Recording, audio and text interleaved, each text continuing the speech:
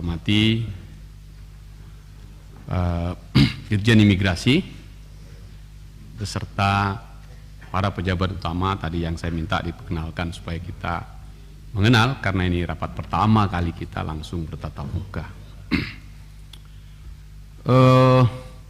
Pak Silmi, saya mencoba menelusuri rekam jejak Anda.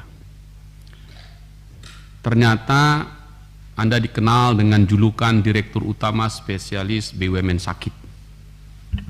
Mulai dari Krakatau Steel, Pindad, Barata, dan seterusnya.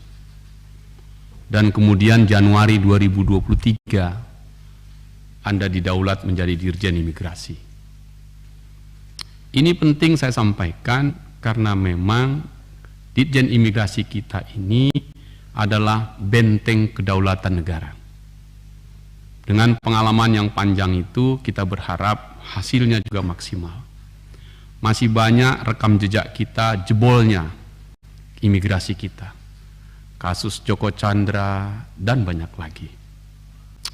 Kita harap Anda bintang baru, penjaga gawang di kedaulatan pintu imigrasi kita.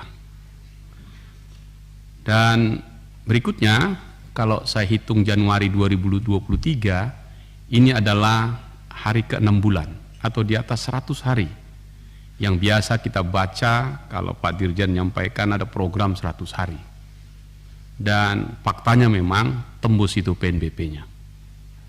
Catatan ini penting saya mulai untuk melihat rapat kita hari ini kaitan dengan anggaran dan pengawasan. Kami di DPR baik komisi atau fraksi, tapi orang per orang mempunyai fungsi mengawasi pelaksanaan undang-undang dan juga program pemerintah, termasuk yang sudah disampaikan Saudara Dirjen yang cukup panjang dan kami mencoba membacanya dengan sangat baik. Oleh karena itu, saya memulainya bukan di anggaran depan, karena tadi disampaikan teman-teman, saya ingin lihat paling belakang, yaitu yang 2 minggu terakhir ini sangat serius di Republik ini, sampai akhirnya Presiden membentuk Satgas TPPO-nya, Mabes Polri juga membentuk. Nah, karena itu Pak Dirjen, saya ingin memulai dengan kalimat yang kelihatannya penting sekali nih, karena menyangkut kedaulatan negara. Saya ingin mengajak kita merenungkan momentum yang tak terelakkan 2023 dan Anda menjadi penjaga gawangnya, yaitu tindak pidana perdagangan orang yang menggerogoti negeri ini dengan kekuatan yang amat kronis. Peringatan yang menggema datang dari nun jauh di sebuah desa kecil, wilayah konflik Miyawadi, Myanmar.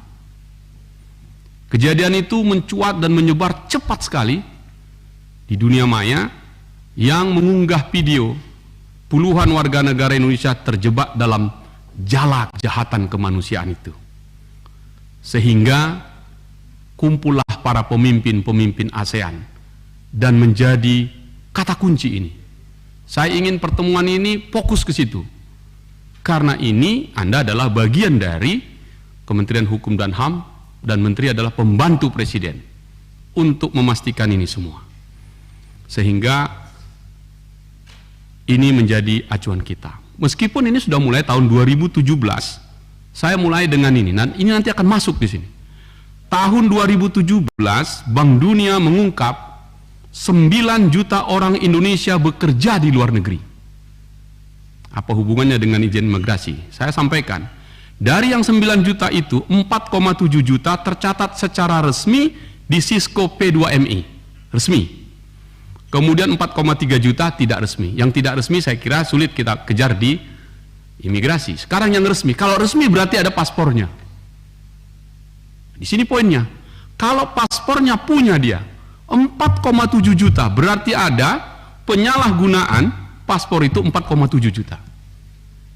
Sebaliknya, dengan gagah gempita, program itu juga bagus, yaitu penyerahan pembuatan paspor yang fast track. Bahkan ada yang bisa selesai 1 hari asal bayar 1 juta. Akibatnya mudah sekali kita mendapatkan paspor itu.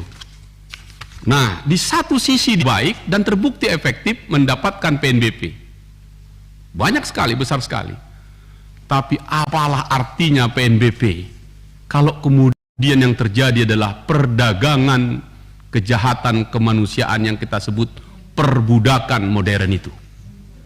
Dirjen Imigrasi mempunyai andil di situ, baik sengaja ataupun tidak sengaja. Kalau yang sengaja, oknum yang di Imigrasi Sulawesi Selatan, ada yang kena di situ. Nah, kalau begitu Pak Dirjen, ya, saya mau kejar dari situ dulu. Syaratnya mudah, dibikinkan mudah dan seterusnya.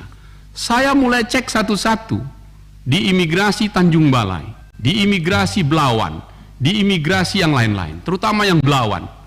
Ternyata mengurus paspor itu dengan cara-cara syarat formal yang sudah disediakan, ada KTP, KK, semua selesai.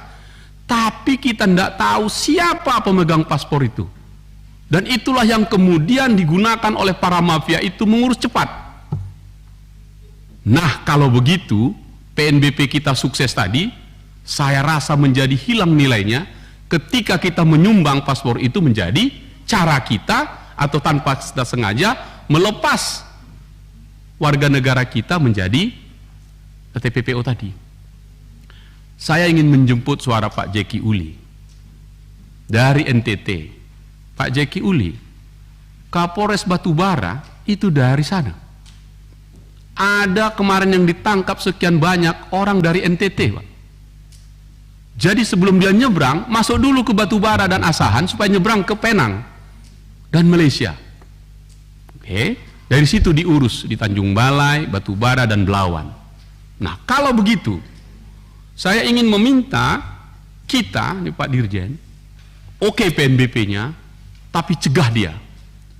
Ternyata cara mengurus paspor tadi berakibat pada pencegahan dan kontrol kita, pada quality kontrolnya lepas.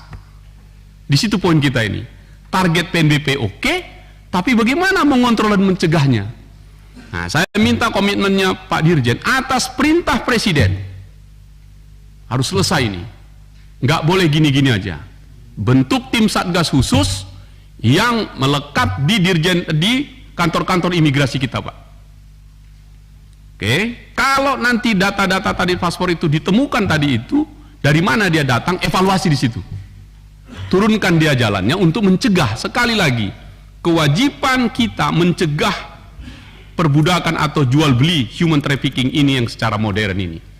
Tanpa paspor tidak bisa. Itu yang ilegal tadi, oke, kita tidak bisa masuk yang ilegal. Tapi 4,7 juta yang tercatat resmi, ini mau tidak mau kita nggak bisa bilang, Pak Hinca kami nggak ikut itu, yang penting paspor kami kasih.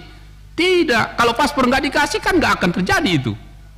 Yang mau saya kejar dari direktur tadi yang bagian mana nanti, yang maka kita minta tadi diperkenalkan supaya kepala-kepala divisi imigrasi kita di kanwil-kanwil kita di bawah ini menjadi, kalau Presiden bentuk Satgas, Polri bentuk Satgas, saya minta Pak Dirjen bentuk Satgas, Pak, supaya serius kita menangkap perintah Presiden Jokowi. Jadi Pak Asrul tenang saja, meski kita koalisi, kita dukung betul yang kayak begini. Iya. Jadi demi kebaikan bangsa ini. Karena kejahatan yang paling buruk selama manusia ada dan kita baca sejarah adalah perbudakan ini atau jual beli kemanusiaan ini. Saya mencoba membaca dan di manakah kena Dirjen Imigrasi kalau kita baca Undang-Undang TPPO nomor 21 2027. Kita diskusi Pak Dirjen, yang tadi usulan saya tadi, supaya kita betul-betul jangan hanya menyampaikan data kami berhasil ini, kenyataannya kita jebol tentang perdagangan manusia yang legal juga. Apa itu perdagangan orang? Dan di sini nanti kena. Perdagangan orang adalah tindakan perekrutan, pengangkutan, pemindahan, penampungan, atau penerimaan seseorang dengan cara ancaman kekerasan, penggunaan kekerasan, penculikan, penyekapan, pemalsuan, penipuan, penyalahgunaan kekuasaan atau posisi rentan, penjeratan utang atau memberi bayaran atau manfaat sehingga memperoleh persetujuan dari orang yang memegang kendali atas orang lain tersebut, baik yang dilakukan di dalam negara maupun antar negara untuk tujuan eksploitasi atau mengakibatkan orang tereksploitasi. Jadi ada 3 kategorinya, mulai dari prosesnya, caranya, tujuannya.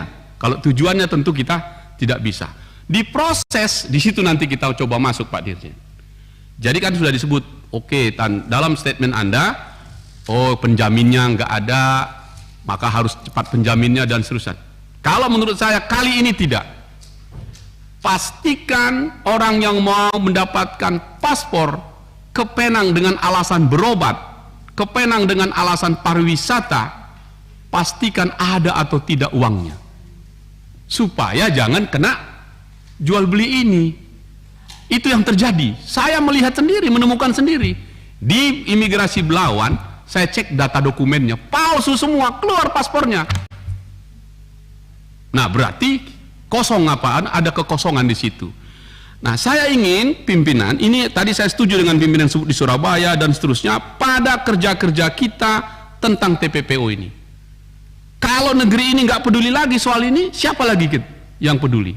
Maka sebagai penjaga gawang paling depan Pak Dirjen, dengan catatan reputasi Anda di beberapa latar belakang itu, saya minta dalam 100 hari ke depan selesai masalah ini. Dan pimpinan kita minta 100 hari ke depan kita panggil lagi untuk kasih laporan ini. Nah kalau cuman begini saja, oh ini begini, modalnya kurang sekian kami dapat, enggak, saya tidak. Saya akan bantu Anda nanti memberi data-data di semua kantor imigrasi yang ada di dapil saya. Dan karena itu semua pejabat ini terbuka aksesnya 24 jam supaya kita laporin ini. Hari ini Pak Jeki Uli ada 14 orang dari NTT yang ditahan di Batubara. Jauh ini. Dan seterusnya. Nah oleh karena itu saya setuju TPPO ini penting sekali, dan Pak Saroni pimpinan, fokus kita di sini ya untuk betul-betul mencari cara yang terbaik kita jaga kedaulatan negara baik dari luar maupun dari dalam untuk keluar. Kalau boleh minta ditunjuk Kanwil di Sumatera Utara, bikin satgasnya, kita jalan sama-sama. Itu saja pimpinan. Makasih. Pak Wayan.